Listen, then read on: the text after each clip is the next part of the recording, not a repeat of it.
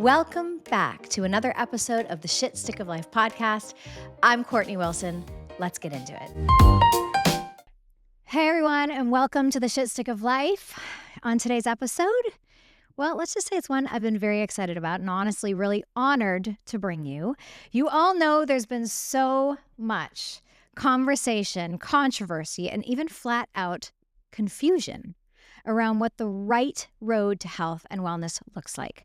Some people swear by hard work in the gym, some rely on modern medicine, some choose surgery, and the truth is, every single path is personal. So I wanted to sit down with someone who has literally experienced all of the above and who is willing to talk about it with complete transparency, zero shame, and a whole lot of honesty. My friend, Jules Kaden Black, and I met a couple of years ago when she was recommended to shoot content at my wedding, which is crazy. At that time, she was very open about being in a place where she didn't feel healthy or comfortable in her own body. And since then, she has been on a massive journey, physically, emotionally, and medically, to get to a place where she feels great in her own skin. She's used tools like GLP-1, she's made serious lifestyle changes, and as recently as 3 weeks ago, she had a 360 lower body lift, a breast lift, and reduction, and chin lipo. She wants to be raw about every part of this, not to glamorize it, not to hide it, but to take some of the shame out of having real conversations about bodies, choices, and healing. So today, we're going to go there. Every step, every direction, every emotion. Let's get into it with my dear friend, Jules. I'm so excited. That was a great intro. I need to steal that card. I'm framing it. I love that. Well, I like to give enough at the beginning that we don't have to go all the way back to the beginning. Yeah. But I've been very excited about this podcast for a bit because first of all, I love talking with my friends because it's just easy. For sure. But I do want to give everybody a little bit of insight to how we met. I said that it was at my wedding. We really did meet at my wedding. Yeah. And by wedding, I mean second wedding in Mexico. The person that I was working with on social content, media content, was due to have a baby that week. So she was not going to be able to travel to the wedding. So she had recommended you. And we had a couple of chats beforehand. But basically, you were with us for the week to shoot content. It was so fun. Your wedding was actually so fun. I had the best time. I made friends. I know. We're Instagram friends. All your family, your aunts, we're all Instagram friends. Because I know that because when I would come home, they'd be like, "Oh, we love Jules. We love Jules." And I was like, Jules, the girl that, because of course, I got to meet you and hang out with you at the wedding. But you were busy. You were always shooting content. Yeah. You were also the person. I was bossing you around. Yeah, you were totally bossing me around. But the coolest part was one of the best videos that we have from that wedding day was us jumping into the pool with the wedding party. And how that came to be is we were at the reception, and it was the final song was Bohemian Rhapsody. Can I just say, it was hot. It was hot. It was really hot. It was hot as a devil's, what do they say? Devil's dick or something? No, I don't know. I don't have all those Southern sayings, but I know that sounds right, in fact. So it was in Mexico in July. But we were leaving. We were already drenched from dancing all night. And we were walking to the beach for the fireworks display. This is sounding very over the top. No, it was just enough. Just enough. Yeah, okay. It was just enough. So the fireworks display was absolutely insane and so beautiful and so gorgeous. But it was on that walk where you said, "Hey," I think you said, "Would you jump?" I said, "How do you feel about jumping in the pool? How do you feel?" This? Yeah. Yeah. And you were like, thought about it for a second. You were like, yeah, let's do it. And I'm like, yes. She's so epic. She coordinated it with the photographer, Kathy. And after the fireworks display, we all went to the, Well, it was amazing. So we've been friends ever since then. And I know a little bit. Actually, I just helped you as a realtor to buy a house. So we have my mom. And your mom. So we have many layers here. But I always like to come back to a little bit of your beginning so people really understand who you are. Yeah. Where are you from? Can you share a little bit of your story that led you to being really a plus size model and influencer? Because we didn't put that in the intro, but you were, right. You're not plus size anymore, but you I were. Identify as such though. You identify. Sure. Okay. Definitely. We're going to talk about that too. And then were you, was little Jules a skinny little runt like all of us? Definitely not. Okay. No. So I'm from just outside of Atlanta. My family's all from up north, and I was born, the only one that was born down in Atlanta. And I would say average sized until I was about 7 or so. And this is relevant because I learned much later in life this is relevant, but I started having developmental issues. Like I was going through puberty at 7. And this isn't like such an odd thing, actually, especially in America. But what was unique about my situation is they couldn't figure out why. And they told my mom she's going to be 4'9" and she's going to get her period when she's 8. That never happened. No. I just went through puberty and then stayed there until I did eventually get my period when I was in 6th going into 7th grade almost. So interesting. So yeah, they did all these MRIs and they did all these things. And this is right around the time I did start gaining weight around this time. What is it linked to though? Exactly. They never ever had an explanation for it. And they told my mom that my bone age was 3 years above my actual age. So I was always just like a lot taller than everybody else. And nothing ever came of it. And then it wasn't until much later that I was really having a hard time, especially when I got to college. I gained almost 100 pounds in like a year. Well, and before we even start talking about this weight stuff, because I want to get all of this out there. Yeah. These are sensitive conversations. Yeah, for sure. And I am not always going to know the right thing to say. So I want you to know, and I want the listeners to know that we're all learning, and I want this to be a learning experience because I still struggle. And I've even said this to you, like I struggle. You look so freaking good. Okay. Thank you. For a multitude of reasons, by the way, right? Like it's not just your weight, how you carry yourself, your skin, like there's all these other contributing factors to your health and wellness journey that resulted in me saying like, oh my God, you look amazing.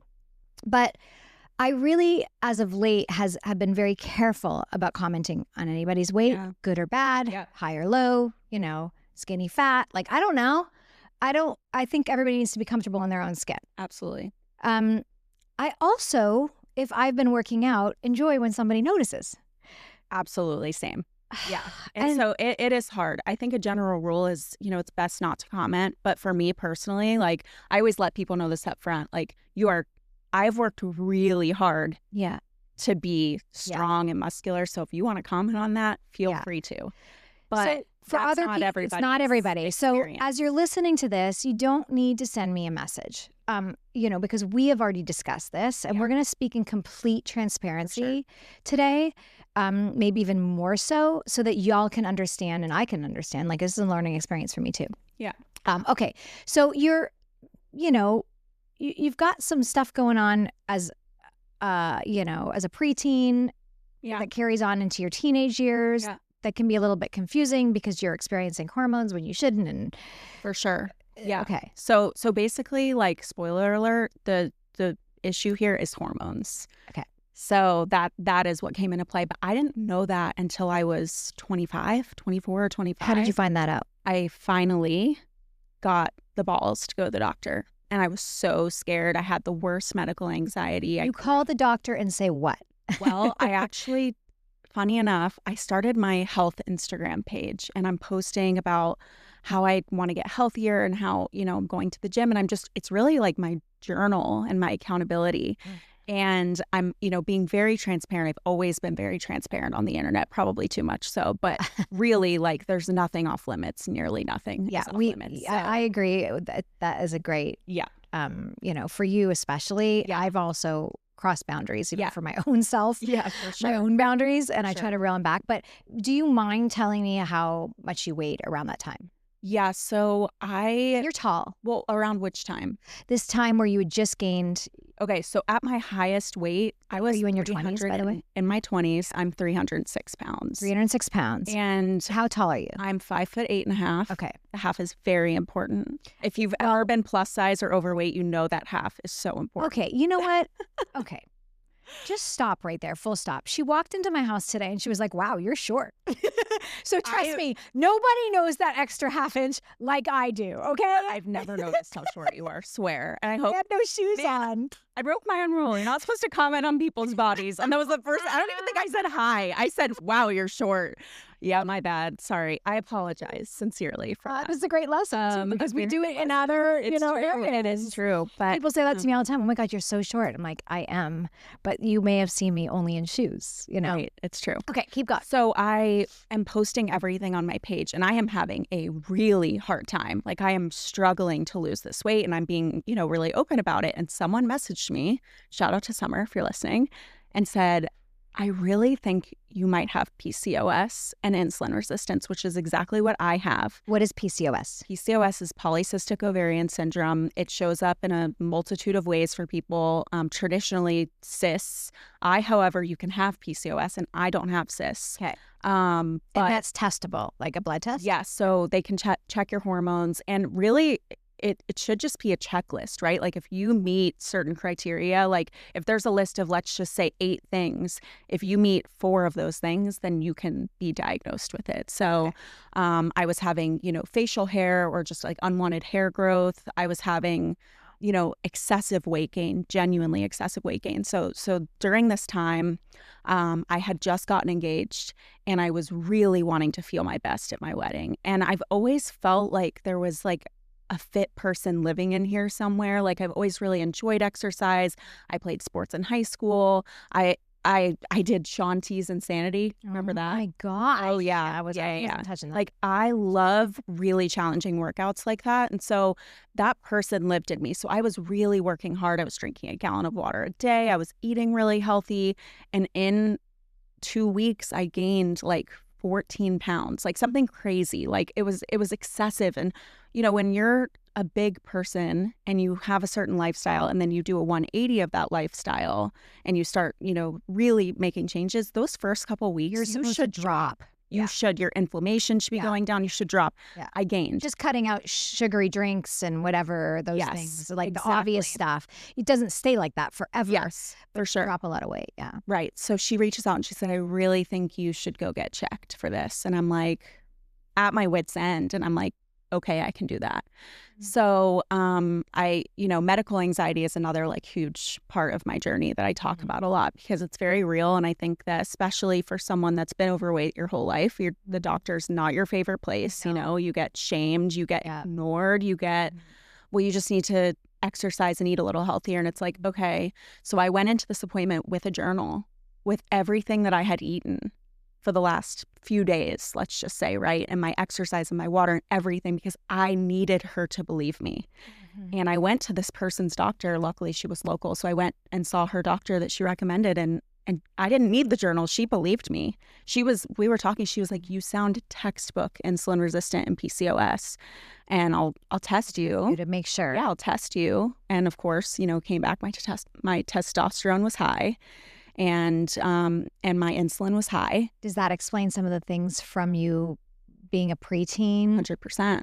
Yeah, 100%. I've always had this like hormone imbalance, essentially what was going on. How many kids that are overweight in those preteen years? I mean, sometimes you look at a family, and again, this is where y'all are going to rip a strip through me, but sometimes you can look at a family and they're all overweight. Right.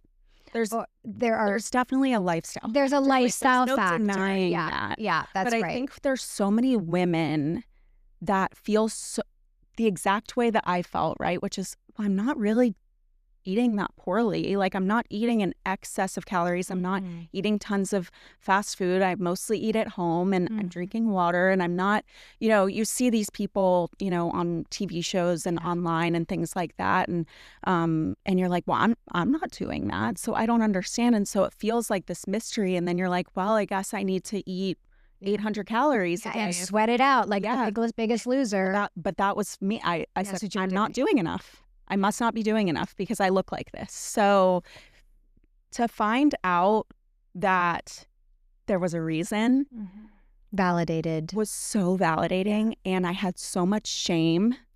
I was going to ask you, how much of this was tied up in your self-worth? Oh my gosh, like all of it. And, you know, it's hard. My mom's older, so I don't want to put, you know, all the blame on her, but mothers make a huge impact on their daughters. And so I was in Weight Watchers when I was 8 years old, and I was, and to be fair, I wanted that because I was looking around and I was a ballerina. Well, and to be fair, our parents did the best they could with the tools they had. They didn't have, you know, social media. Early 2000s, you know? Exactly. We know better now. I think every time I hear a mom say in this day and age, she's so pretty, or you better marry rich because you've got expensive taste, I cringe. Back when I grew up, I heard that all the time. Yeah. Right? I raised my daughter to say, she's so smart. Oh my gosh, you've got this. Dang, do you feel healthy? Good. Yeah. Well, then you're good. Yeah. You know?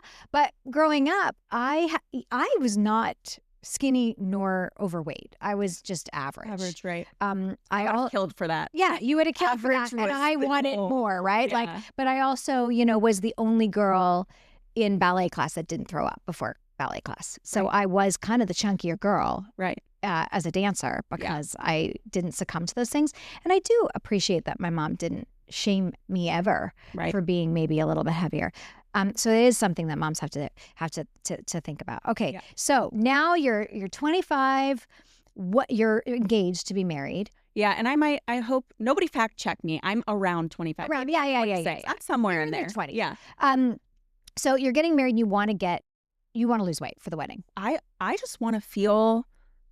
Because on the inside, I felt a certain way, and I didn't feel like the outside reflected that. Yeah. And to be completely honest, I think I'm allowed to say this on this podcast. Yeah. I felt like shit. Yeah. Well, it's called the shit stick of life. Well, so I figured it was a safe place. Yeah.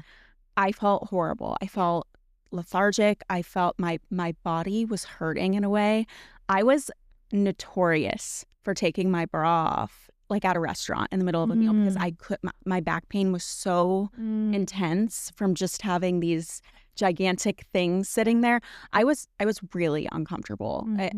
And this is also during a time where clothes options aren't, you know, so I'm shoving myself into pants that were too tight. You know, thank God for 2025. We don't have to do that anymore. Yeah, exactly. So I also you also were owning it in a way that other people don't really have or choose not to have that platform for. So, you know, and I often think about this because there are probably several people we could mention without mentioning them. Like they can just come to mind. An epidemic. There's an online. Yes. Yeah. Oh my gosh, Kate, speak about this because you're the better person to speak about this. Well, I personally make it a point not to speak ill of myself, my past self, because that 300-pound version of me, she was really brave. She did go to the doctor and she put in the bulk of that hard work to make the change. And she advocated for herself and she didn't stop fighting. So I actually have nothing bad to say about myself. But there are people, the self-hate is really,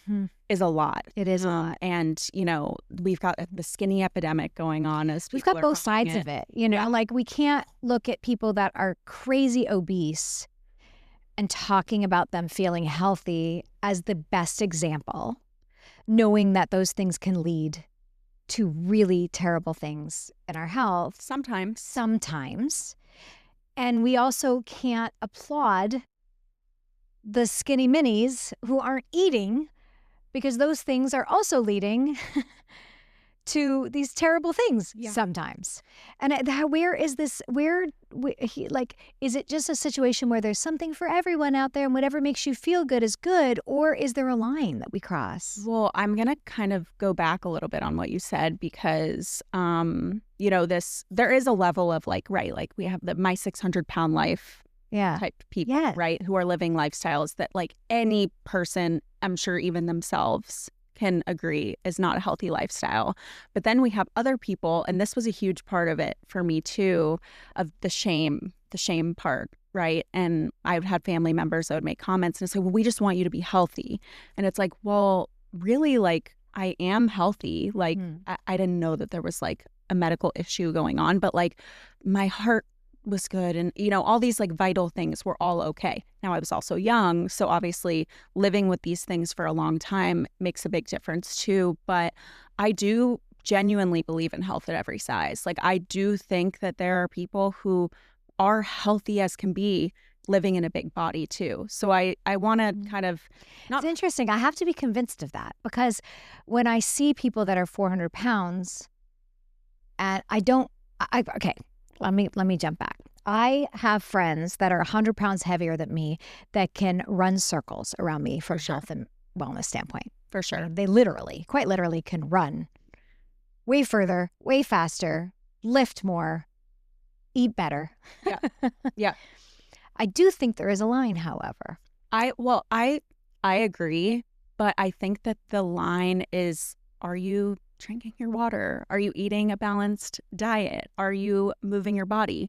But if you are doing all those things, Jules, and aren't that's in that 400-pound yes, body, you probably aren't, but you might be in a 300-pound body. True, but what I'm saying is maybe there is something deeper medically going on. I guess that's what I'm saying. Always, like that is almost always. Yes. That has been one of my biggest platform stances is almost every overweight person that is eating healthily, is moving their body, or doing these things, shouldn't be 400 pounds. And there's probably something wrong.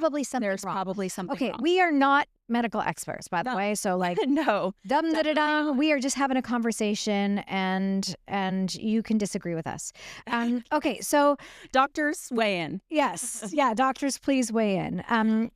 Okay, so let's keep going on with your journey. So what do you do now in preparation for the wedding? I really was just doing what I was doing before. Are you losing weight now that you knew?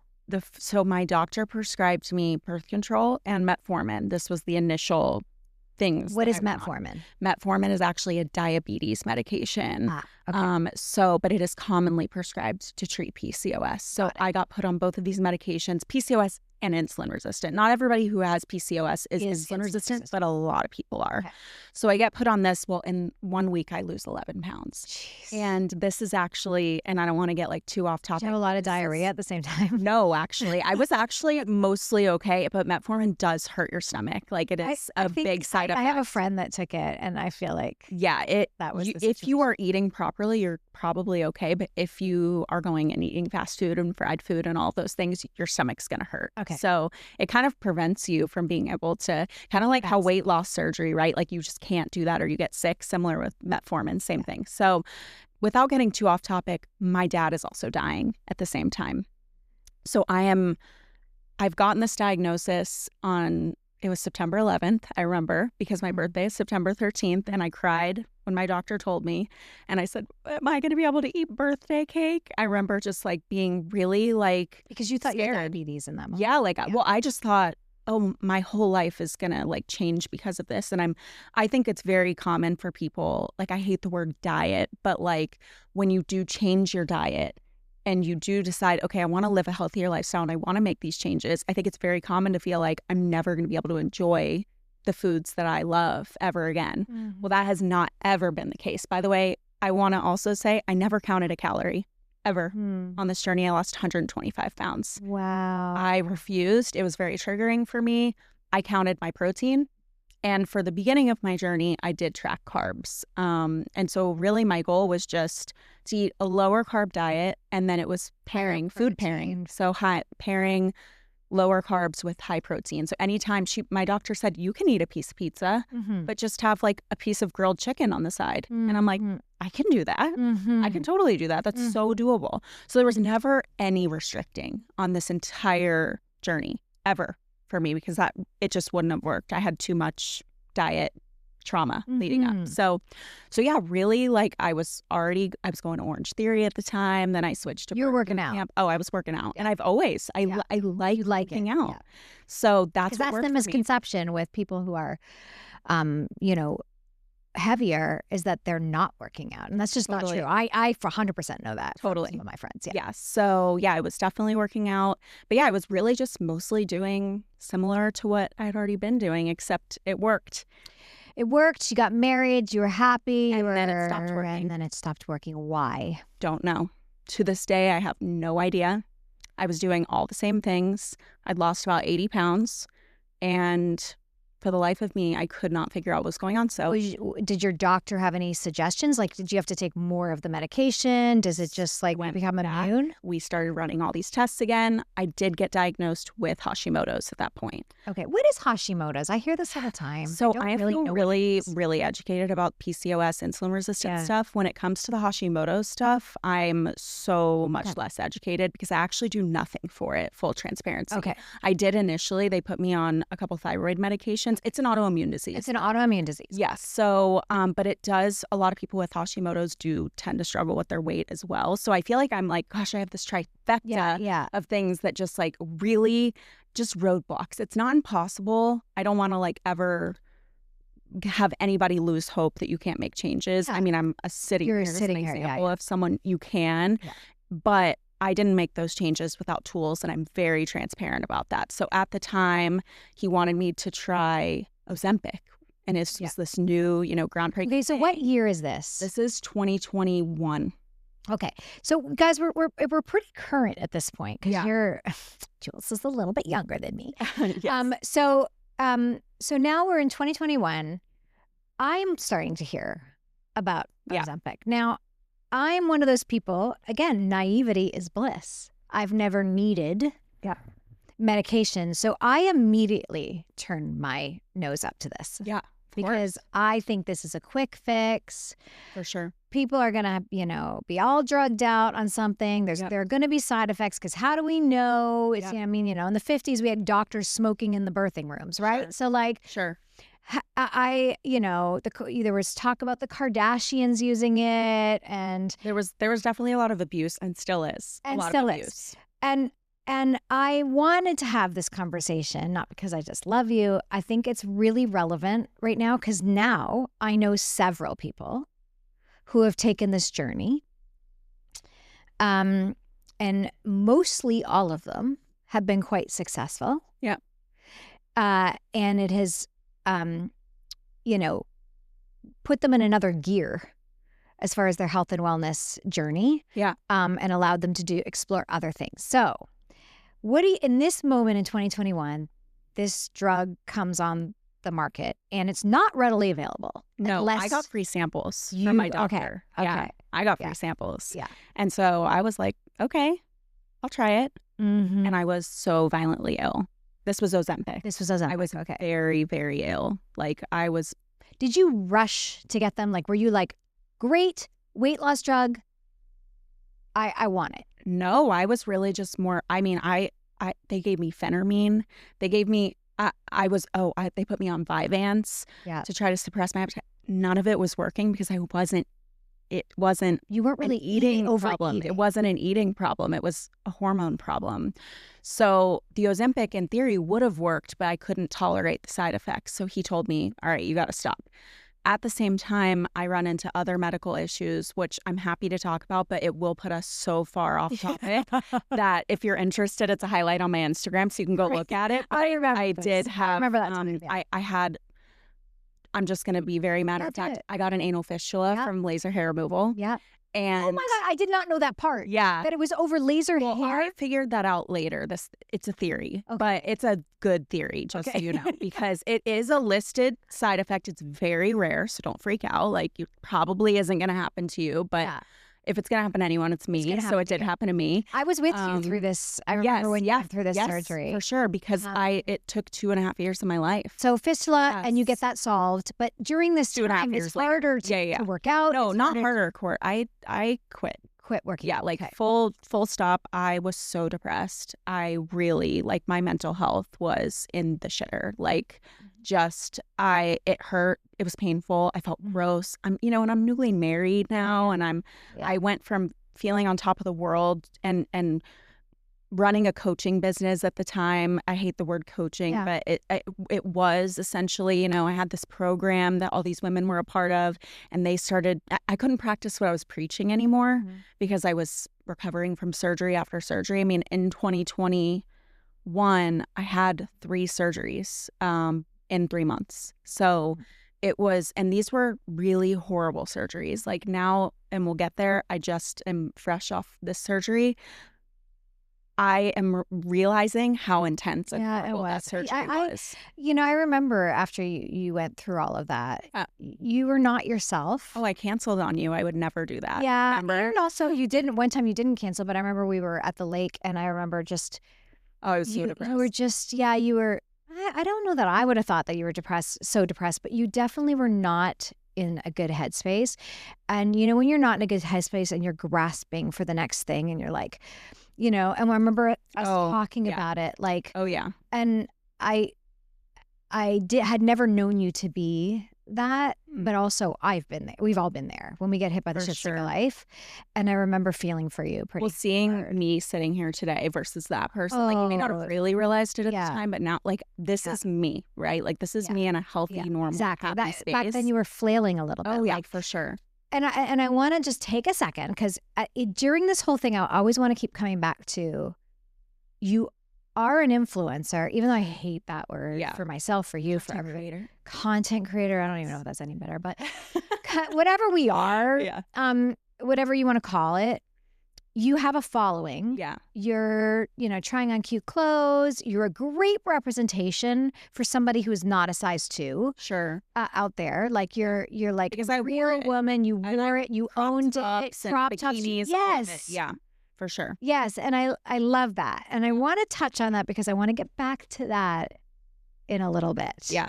Because your followers were following you for that content. Yeah. And, newsflash, she is a lot lighter. Yeah. You look like a different person now.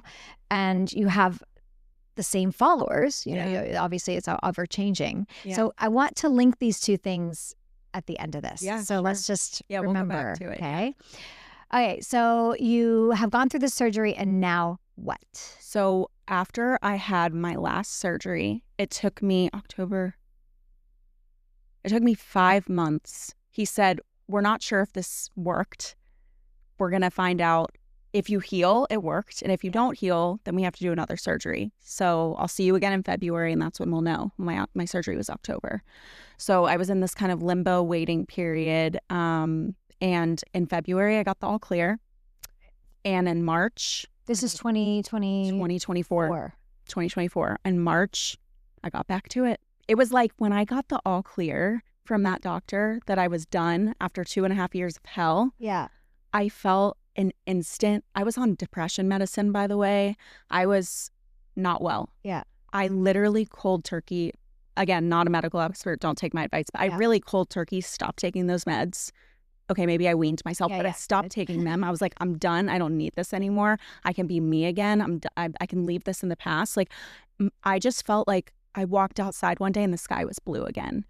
And it really was so, anybody who's gone through like a medical issue that takes so much of your life away, and these like years that should be so happy and joyful and, newlyweds and all of these things, I felt like all of that got taken from me. And also it ruined my hard work. But you didn't really, like, there still was this missing piece because you lost it all and then you gained it back and because the drugs weren't working. Well, so what was it? So I gained it back because I stopped doing my lifestyle. I gave up on my lifestyle. Yeah, like I didn't. You were really again. I didn't fully give up, right? Because I didn't gain it all back plus some, like I had a million times. But I stopped working out for the most part. I was here and there. I was going to the gym, but I was just too depressed. Honestly, I could not. Were you still taking that same med? No, I was taking the metformin and the birth control. Those were the only two things I would continue to take. Okay. But I wasn't doing the Ozempic. I was still on Vyvanse because I actually felt like I needed it and it helped a lot. So I was still taking that, but for the most part, everything else, no, the Vyvanse is actually an ADHD medicine that they prescribe to people with binge eating disorder, which in hindsight I didn't have, but they prescribe it to people with binge eating disorder to help with appetite suppressant. So I was still on those medications, but in March of 2024, I started my GLP-1 journey again, and this time I did Mounjaro. Okay. Which is a different medication. I want to ask you why you started that if things were starting to work again. they weren't starting to work. I just was, I knew motivated and you wanted to work I out. knew I needed to be. So you weren't losing weight, but you were motivated to get back into the gym and move. Yep. And you felt better after the surgery. Okay. Yes. So you take this now. What weight are you at this point, if you don't? I was 275. Okay, so you're 275. So not your highest, but you still have a way to go for you. Yeah. So you start taking what? So I go on Mounjaro this Mounjaro, time. Yeah. And it thankfully is covered by my insurance. Okay. Are you worried at all about side effects? Yeah, a little bit, right? Because I had such a bad experience with Ozempic that I wasn't sure how I was going to react to this. Yes. But I had very few side effects, thank God. Now, like long-term stuff, you know, there's always a question mark, right? It hasn't been around that long. But for me, going on was worth it because my inflammation, I think the inflammation is related to the Hashimoto's. My inflammation was out of control. And I was having all these other issues, right? Like plantar fasciitis and all these other just things. Like I was puffy, like looking at myself, it wasn't fat. Yeah. Water everywhere. My hands, everything was puffy. And GLP-1s help a lot with inflammation. Is there a difference between GLP-1s and Ozempic? GLP-1s is the broad term for, there's 4 of them. So there's, Ozempic and Mounjaro. Ozempic and Mounjaro, which are the same, and those are typically prescribed to type 2 diabetics or just anybody with diabetes. I don't know about type 1. I'm definitely type 2. And then you have the other ones, which is Wegovy and I can't remember the last name. All the other ones. There's only one other one. I can't remember the name. But those 2 are prescribed for weight loss. But Ozempic and the other one are one. And then... Are you considering the stigma at all? I didn't care. You didn't care? No, I didn't care because... Into your thing. No, because for me, like bodily autonomy is huge. And I can do whatever the hell I need to do for myself. And I have a doctor who I trust and who is saying...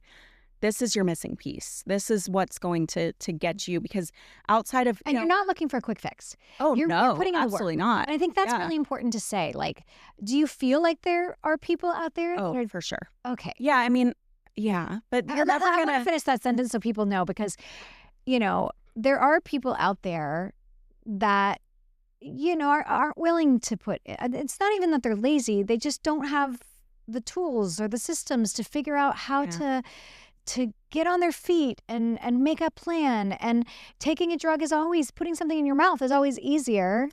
I was just chatting with a friend about this and I was expressing I love concern, and I love friends who aren't afraid to put you and you're so this person, right? Where if I say something you're not a yes man in that way, right? Like you're going to challenge what I'm saying. And so this friend did that, and I was like, well, this girl is using her platform and going on there and saying, well, I didn't make any changes, and I just started taking the drug and I lost all this weight, and And I'm like, but she should be in the gym and she should be moving. Like she should want to, live a healthier lifestyle. And she's like, that's not for you to say.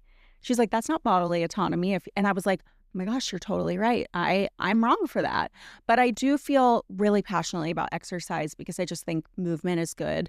And so it does still, she is right, but I'm still working through that. We model good habits here too. Right. Habits are everything. They are everything. Yeah. And as a woman, as a mother, as a friend, like if I saw anybody doing something that was going to harm their health, or not doing something that was going to harm their health, as a caring person, sometimes I want to step in and say, oh my gosh, are you sure? But it's not our business. But it's not our business. Yeah, it's hard though. Caring too much and wanting something more for someone else than they want for themselves. You can't. But that's why we do podcasts like this. Yeah. Because hopefully somebody out there wants something for themselves and they can listen with open arms and ears. Yeah. Okay. So it starts to work right away. This no. It does not. No, I remember everybody messaging me and being like, do you feel so much better? And I'm like, no. Like, this is so annoying. I wanted this to work and be, not a quick fix, but I wanted instant results. Who doesn't want that, right? Yeah. But I didn't, and I didn't feel better, and I did feel some of those side effects way more in the beginning. And, you know, I was just like, I just am going to keep with it, and I'm going to keep doing what I do, and I'm going to keep putting one foot in front of the other, and I'm going to just be consistent. And what I know about consistency is eventually Pays off. it pays off. And so the other thing is when you are It's bigger, harder in this day and age. You know, we all want instant gratification. That's part of it, y'all. If, you know, it's always easier to get that quick fix. And it's so, we need it. We're built, we're raised upon quick fixes now. And the reality is that, and we can say this about previous generations, is their work ethic was better. So they understood that they had to push through because we didn't have a reel or a TikTok showing us a beginning and an end. Right. Exactly. It's so easy to snap your fingers. Oh, It's like, oh, what? I relate it back to flipping houses. And people say, oh my gosh, you know, that house that you flipped, and they make, you know, comments about it. I say, well, you know, I didn't flip that in 30 minutes like I did on television. It took us 6 months. Yes. And oh, why can't you do so many more? You need to bring us 100 episodes. And I'm like, well, that wasn't a 1 hour flip. It was a 6 month flip. I can't do 100. So like, you have to put in, it's important in anything that you do to think of the consequences and to understand, you know, that anything requires hard work. There are no quick fixes. It sucks. I hate it, but it's so worth it. You know, you're so much better off for it in the end, but it is frustrating when you just want, you can taste it. You want it so bad. Maybe you have an event that's coming up and you're like, I just want to be in this dress that I bought. You know, I've got one in 2 days. I'd love to lose. Exactly. 7 pounds. I got bad news for you. So but my habits tell me otherwise. My habits tell me I can lose, you know, 5 pounds easy in a day by just not drinking. I'm scared for you. But I would never do it. Right? It's not worth it. I can't do it anymore. It's not worth my health and wellness long term, and to shock my body like that. Okay. So it's not working right away. What do you do? Keep pushing on. When does it kick in? Probably 3 months later. Yeah. Oh, that's a long commitment. And the other thing is when you are in a bigger body and you start making changes, like if you wanted to lose 5 pounds, you would see those 5 pounds on your body. Correct. When you're bigger, it takes, I mean, pant sizes, I would have to lose 30 pounds before I would go down one pant size. I mean, it takes longer to see those changes. So I really, really was having to pull from within and just be like, remembering why I'm doing this. I want to be the healthiest version of myself. I want to be the strongest version of myself. Your husband's being super. Oh, he's the best. Oh, Chris, I could write a book about him. He's genuinely about how amazing. Let's give a shout out to shout out to Chris. And by the way, like a lot of our friends have been asking him, especially after getting surgery, like, how are you feeling about this, man? Like, you have a different wife now and all these things. And he's just like, man, I'm so happy for her, but I also, it's motivating me to step it up a little bit too. Like, I want to be strong and in the gym and healthy. And the other day he said, I think I'm going to start taking progress pictures. And I'm like, you should take I wish more men would do that. Yeah. You know, men for centuries looked at themselves in the mirror no matter how they look and God, dang, I look good. Yep. I'm like, Yep. Women could use a little bit of that. Women could use a little that. We need a happy medium. Yep. Okay. So it starts to kick in after 3 months and the weight starts dropping off. You are working out. You are Orange Theorying to death. Well, at this point, I'm Burn Boot Camp, but shout out to Orange Theory. I do have a little membership. I go occasionally. I hate running, so I do go occasionally and just get on the treadmill, and I'm like, oh, okay. Are you at that age now where you have to care more about lifting weights and less about cardio? Or are you still in cardio stage? Well, I think I'm at the age where I don't want to think about what I'm doing. I just want to show up. And I want somebody else to tell me what to do. And I think Burn does that really well because we have strength days and we have cardio days. And so I get a good mix of both. And I try to show up 6 days a week is my goal. Not right now, but before I was going 6 days a week for sure. And I've now added in Pilates, which has made Pilates such a difference. Yeah. Oh my gosh. I use the tonal. You know, I have the tonal here. And they just added a Pilates workout on the tonal where they have like the what do you call it? The straps? Yes. Attachments. And I can't wait to try it. I'm going to try it actually. Also, you need to just come to a Pilates. I actually have gone to Pilates. Okay. My friend Naomi Priestley Jason Priestley's wife. Okay. They opened up a spot here in Nashville that's also really, really good. Wait, and I what's will the name? definitely go. I'm trying to think of the name of it right now. There's so many places it's hard to, and they're all There's so many similar places, sounding. But it's in Sylvan Park. Okay. We should go together one day because I love it. I love trying new places. Yeah, but I'm in an era where as my hormones and body change, especially in my 40s, I need to do less cardio. Yes. And so that I'm not burning just, I need muscle. Yeah, definitely. Because we lose muscle at this, in this age group. And by the way, I eat a lot. I have always maintained eating a lot. I eat a lot of protein. I drink shakes. I even walked in your house. Jules, I'm going to tell you, I'm a little envious of that because I watch your stories and I know how much you work out. So I full stop. But there are moments where I get really envious of people like you that you can eat and still maintain your weight. I'm on a drug. Well, that's the only reason. Genuinely, no, not I think. I know. I can't. I would not be able to eat like that and stay this way. It is the GLP-1 is the only reason I can do that because, well, I portion control, right? So I don't eat a ton. Yeah. But I genuinely can eat whatever I want, and it is so freeing to have that food freedom. But without the drug, could not. Yeah. I couldn't do it. That's what I was running into. So when I said it stopped working, specifically what was happening was all week I would be really consistent. And then on Saturdays we would go out to eat. And I remember we would go to Superica, actually. Shout out. Love you guys. We would go to Superica. I would bring my low carb chips and I would eat, steak fajitas. And I would actually bringing your chips. I was bringing my chips with me. I was because I was having such a hard time. And I would never do that today, by the way. That's actually not normal or healthy. Don't do that.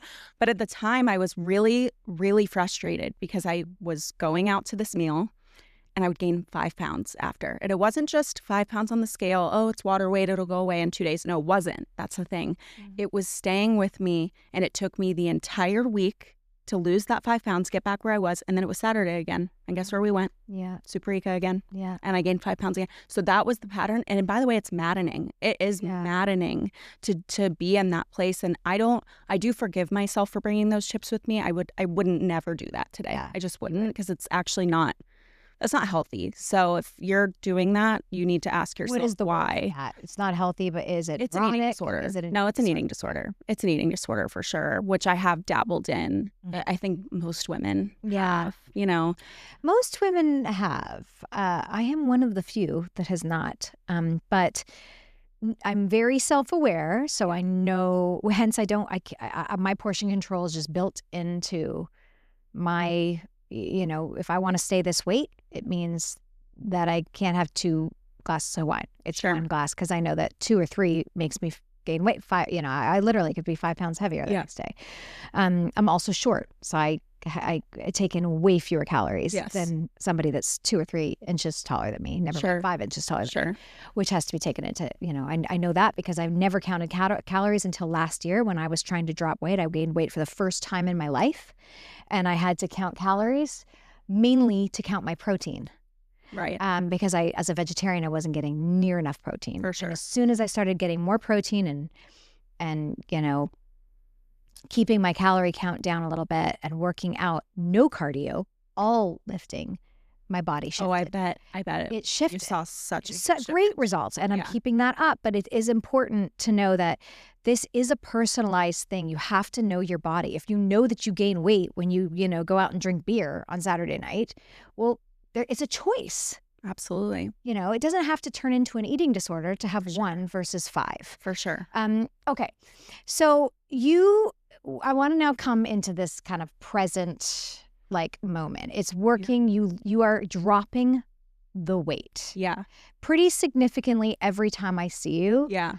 I'm also watching you on social media because, well, hello. Yeah. It's a great account to follow. Thank you. You're very transparent and you let it out when it's out and you suck it in when it's in and you show everything in between. Yeah. But it's an obvious change from week to week. Yeah. I'm averaging, through my whole journey, I averaged 5 pounds a month, which is actually that's not really that much. No, but it consistently over the course of 18 months. Oh, yes. Yeah. So my gosh, when you say it like that, because somebody once told me if people say, "Oh, I only gained 5 pounds this year," Yeah. but in 5 years, that's 25 pounds. That's the part that a lot of people don't have that patience. They don't have that patience. Because you're just, you're doing it. And you're like, well, I lost 1 pound this week. And it's like, well, 1 pound, 5 pounds a month is 1.2 pounds a week. That's what I was losing. Yes. It is. And by the way, that's what I was losing. When I was doing it, it was, their goal was 1 pound a week. Yep. And it was a law of averages. So I weighed myself every day for this 12-week program, and I kind of hated it in the beginning. And then I was like, oh, but I'm up. She goes, no, your averages are down. Your body is going to fluctuate. Yeah.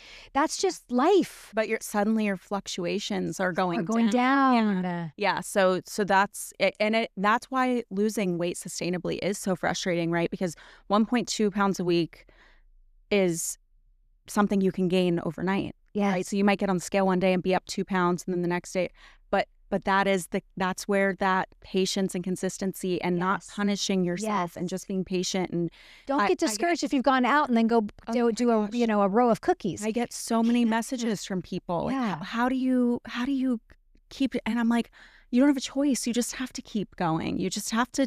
Well, you do have a choice. Throw your scale away. Choose to keep going. You do have to choose to keep going. But you just have to keep showing up for yourself. It will add up over time. I can't tell you how many times I gave up on myself because I got so frustrated doing so much work and just being like, all for 2 pounds. Well, guess what? If I had kept going, that 2 pounds really would have added up. So I want that to be something that people take away too. The scale doesn't matter. The scale doesn't matter. Really doesn't. Unless you're using it as a way to, I was using it as a way to honestly understand my body. Yeah, I do agree with that. And understand why I was going up and down, and why when I was on my period, my weight was fluctuating, and to not get down about it, to not get down about putting my fat jeans on versus my skinny jeans. If you're getting on the scale in the morning and it's ruining your day, don't do it. That scale needs to go bye-bye. Yeah, exactly. Okay. So now, the decision for surgery. Yeah. I was talking to you around this time, and I remember you coming in and you were like, so I'm doing it. Mm-hmm. And what was the impetus for that? Well, honestly, my boobs. My boobs were the weight of your boobs, or the lowering to your knees of your boobs? There was not one thing. Okay, when I was in high school, someone who is a dear friend today, and she's the nicest person on planet Earth, so I love to remind her she said this to me. I got called Baloney Barb in the locker room. I'm so sorry. And don't hate me because I'm laughing. No, it's funny. It really is funny. But I got called Baloney Barb in the locker room, and I already really didn't care for my boobs a lot. I had gigantic boobs in high school. From the minute I went through puberty, I had boobs at 7. Yeah. Okay, let's call it back to that. Yeah, I barely had boobs at 17. So. Yes. So I have never understood when people are like, I want bigger boobs or want to get implants. I'm like, cut them off. I don't want them at all. They've only gotten in my way. They're heavy. They're uncomfortable. So my boobs were absolutely the motivation for wanting to get surgery. When I went in to get a consult from the plastic surgeon for my boobs, he said, I won't do it. He said, you are a textbook weight loss patient, and I won't do it without doing your stomach too. You need to do your stomach. You get all this extra skin. Yeah, but I didn't care really. I just come to live with it. What do I care about a flat stomach? I'm not a supermodel. I just wanted smaller boobs to be more comfortable. But he had a point, right? I'm like, well, yeah, I mean, I am carrying around all this extra skin. Yeah. And you're probably right. Once my stomach is coming out more than my boobs. I don't want your boobs to sit on your skin. Right. I was like, I probably won't like that very much. Yeah. You got a point. So I said, okay, fine. I got a little bit further to go. So let's just, circle back. And then when I circled back with him, he was like, by the way, I think you'd be really happy if you did chin lipo. And I'm like, okay. And chin lipo, is that because you had extra skin? No, chin lipo, that's fat. Anything lipo is fat. Okay. Sucking the fat out, but that's genetic, right? So he was like, you can't target fat loss anywhere, but when you carry fat here, I mean, that it's typically genetic. I wasn't self-conscious. There was no amount of outside of my boobs, I didn't have hate for my body. I really didn't. I wasn't self-conscious about this. Ever. My arms never bothered heaviest, me. Which you know, you weren't at your heaviest at our wedding, but you're the heaviest that I had seen you at the wedding. Ever since then, you had dropped weight. Yeah. You still carried yourself really well. Absolutely. Always. And I think that's always something people say to me, but I really was so confident because once I got rid of that shame that I had, right? Like, oh my gosh, like I have a medical condition. It allowed me to learn to love myself. And I think I have really hope there are people, especially young girls listening to you, but maybe even people, old girls. Yeah, it doesn't matter. Women, just girls. We're all just girls. I'm going to tell you that Jules enjoyed a hamburger when she was 100 and something pounds overweight or over her weight now than just as much as she did now as she would another time. She owned everything she did in such a beautiful way. Yeah. And I love that about you. I have friends who, you know, are great examples to women about being comfortable in the skin that they're in that moment and not waiting for something else to come before that happens. Absolutely. You have really been a great example. Thank you. The entire time that I've known you at all different ways. And not in a self-deprecating way either. Not in a let me get to the joke before you have a chance to. Nope, you are not self-deprecating very at all. much in a this is who I am. This is what I got. I'm sexy looking like this. And I'm sexy looking like I look now. Yeah. And so you just had surgery 3 weeks ago. And this is, I was going to say, and this has been a hard thing, right? I realized. Making that decision. Yeah. There were a lot of there was feelings. no shame. Yeah. Before. And so now the why, like the question of why would you do it? Yeah. Has to be answers. So what is your why? My why is because I wanted to be more comfortable overall, and I wanted to move better in the gym. Those were my biggest motivations, right? Because the reality is when you have something sitting in your lap, you don't have the mobility to move in the same way. And oh my gosh, can I tell you, I just worked out for the first time yesterday. I got cleared. And I mean, my mobility is even coming back to the gym. And I mean, I'm still recovering. So there's still a level of like, I can't move. I just can't wait to see how I'm going to be able to move once I am fully recovered. Was there a certain amount of weight that was taken off just by the skin? 11 pounds. 11 pounds. 11 pounds of skin. And the only lipo he did was in my chin. Wow. It was all skin. No weight at all.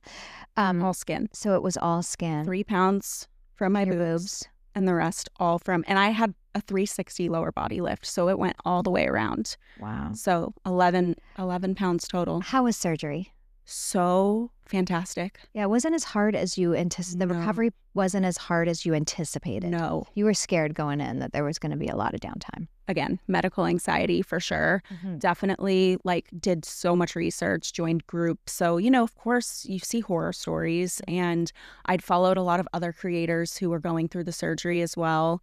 And they did not make the recovery look like a walk in the park. So I was very mentally prepared. And my surgeon, by the way, kept saying, this is no big deal. This is so easy. So when I came in for the boobs, he said, I want to do the stomach. I was like, well, I'm really scared. I don't think I can do that. And he said, it's nothing. You will be fine. You will be absolutely fine. You do not have to answer this, by the way. I probably will. What was the costs associated? What were the costs associated with having those 3 surgeries? And this is in American dollars. Yes. And so this was in Atlanta, in the suburbs outside of Atlanta. I paid $18,000. But I know people that paid that for just their boobs. Yes, for sure. So, so I paid $18,000. I did do a mesh bra insert. It was supposed to be $16,000. I paid $1,800 more for the mesh bra. What is that? So it's a dissolvable mesh bra that goes in under, your boobs, and it dissolves after a year, but it helps your breast lift settle in a higher position than it would have otherwise. Oh, yeah. Wow. And it's expensive. Yeah. I mean, $1,800 is expensive for a little, but it was so worth it. I'm so glad that I did it. They're sitting where you want them. Oh, Court. I might need to see them. They are, I will flash you. I kind of have seen them already. I've been having to be do you want it? I have to ask for consent from people because I'm just I'm so open in general. So I've been less open than you, but after I will tell this story. I breastfed Jet and Sully, who are my biological children. And then I ended up breastfeeding my daughter, my adopted daughter, Lennox, and wasn't expecting to. We did a skin-to-skin situation, yada, yada, yada. I ended up breastfeeding her. An amazing experience, but my boobs had gone right back after Jet and Sully. She sucked me dry. They were just like, empty banana pills. And so I had a boob job. Yeah. Oh goodness. I don't know if I knew that. Yeah, 10 or so years ago. And thank you. But 10 or so years ago, I guess. She's 6 again. Yeah, exactly. She's 16. So actually, no, probably more like 12 years ago. I have some really funny stories about it. But they were really just to put them back. So did you have a breast augmentation? I had to because they were empty. Sure. So they had gone down quite a bit. And so the doctor basically said, I can't do what you want me to do. If I lift them, they'll just be concave. So he wanted to put a small implant, and I wanted to basically be the smallest C. I was a big C. I wanted to be a small C. Yeah. I'm not going to lie. I love this doctor, by the way, but I went to 3 surgeons before I selected one, and all of them wanted me to go bigger and said I would regret it. And I couldn't get them to understand I didn't want big boobs. I have a small frame. I didn't want anybody to know I ever had a boob job. I just want them to go back where I initially wanted them. Sure. But the end of the story is that my friend had a boob job a couple of months after me, and we were at a girls' night, and we all ended up in a bathroom comparing our boobs. I love that. That's girlhood right there. That's girlhood. Mm-hmm. Italian restaurant in Nashville with all of our tops off going, okay, well, what do you think I should do? Wait, I like hers better than hers. Wait. Are you kidding me? You've had some peak girlhood moments in your life. I had some good girl. Your first kiss being with a girl. That's peak girlhood. Yeah, I feel it. That's right. Yes. Did I say that on the podcast? Yeah. Did I? Okay, good. Because I'd have to give an explanation. No, yeah, you said it. You said it. So, okay. Well, did insurance pay for any of it? No, I definitely could have gone the insurance route. I just chose not to because insurance dictates how much they take out. I wanted to be small. I was like, and I knew obviously within reason, if you don't know, when you have a lot of breast tissue, I did a reduction and a lift.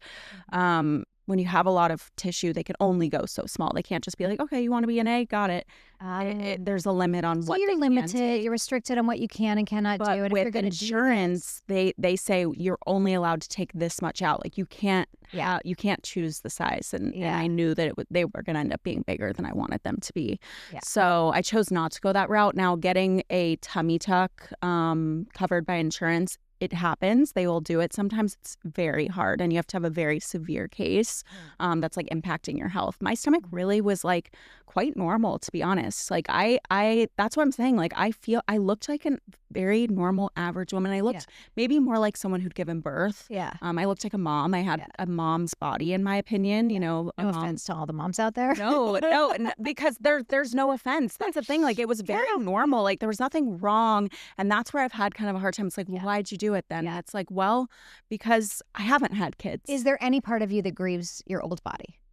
I don't, because I still feel like I'm living in it, if that makes sense. I will say I'm having a bit of like an identity crisis. I'm just now cleared as of yesterday to stop wearing compression during the day. So now I'm like not wearing my sweatpants anymore. And I'm like today was the second time I've gotten dressed. And so it's like, you look hot. Thanks. There weren't tears, but I did rip through my closet last night. Like I was like, I know I have to be here at 11 a.m. today. I'm going to find my outfit the night before because this could be a catastrophe and I might have to go to Target. So, well, what have you learned about yourself through this process? Really just like that just how confident I was before. Like I'm confident now, confident before. Like I'm really proud of myself for that. Like my mom came to help take care of me. So shout out to her too, because she was really helpful and amazing.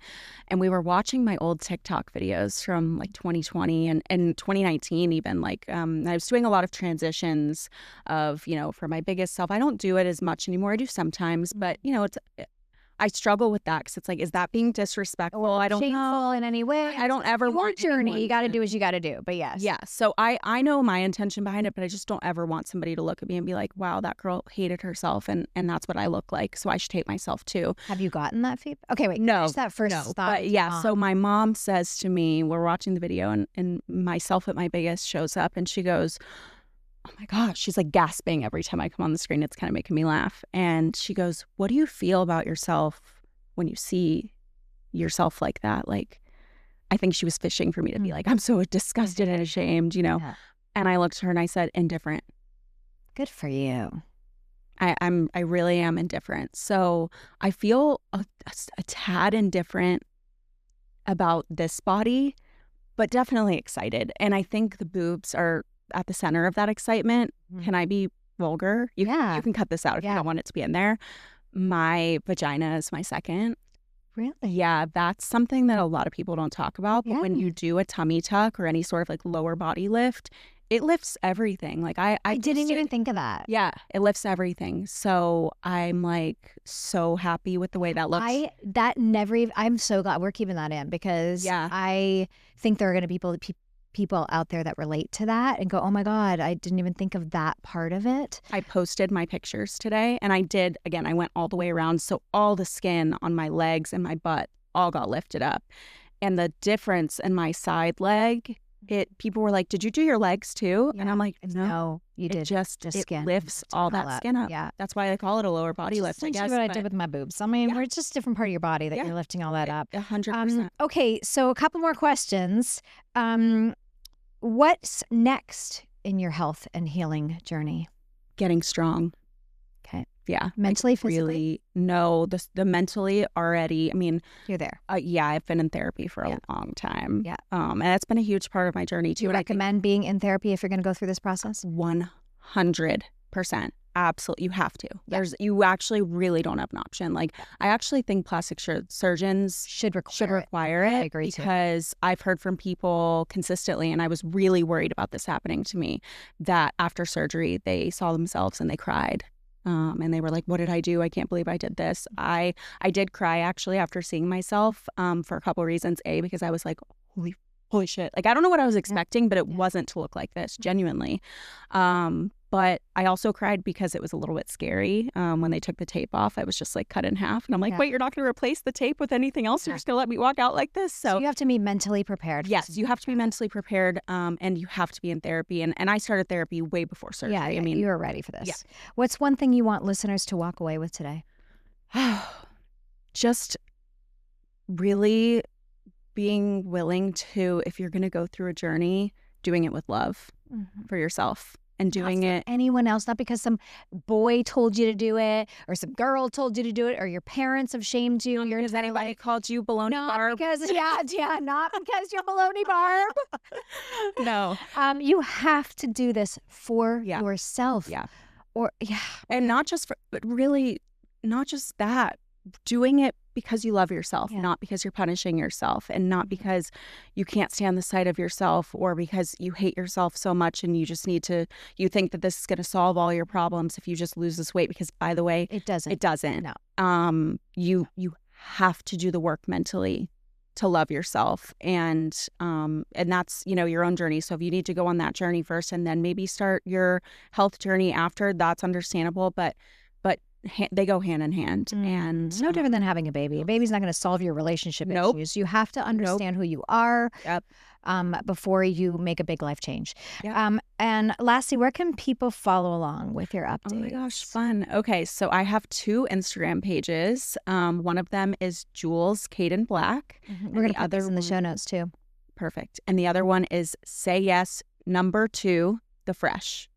I love that. Okay, and have you gotten any and TikTok. Jules Kaden Black on TikTok. Okay, Jules Kaden Black. Yeah. Have your followers had any feedback for you? Nope. Nothing but support. Good. Oh my gosh, I get the nicest messages. Oh, I love this. Okay, trolls. Yeah. So outside of trolls, I was worried. And I had friends, we've been having these conversations. They're like, what are your people going to think? And what are they going to?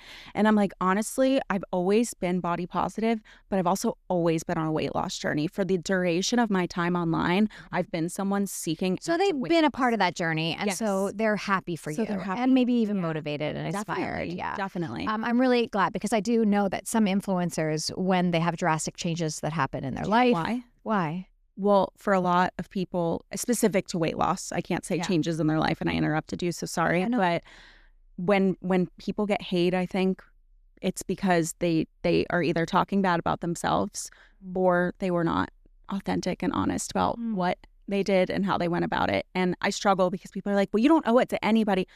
I actually think you do. If you're choosing to put yourself out there and then you're showing up one day and you're a size 2 and you're not saying anything about it, you got to think twice about that, what that message is putting out to other people. So I personally actually do think you owe it to your audience to share what you're doing. Hot take. I hate that. And I really like that perspective. Because what's so shameful about it? There's nothing shameful. Yeah. And when you're not honest about it, you're adding to the stigma that there is something to be ashamed about. Jules, you know I love you. I love you. This is so fun. I hope that, we can talk about all these life moments for the rest of our lives. I count you as one of my good friends now. And so, Same.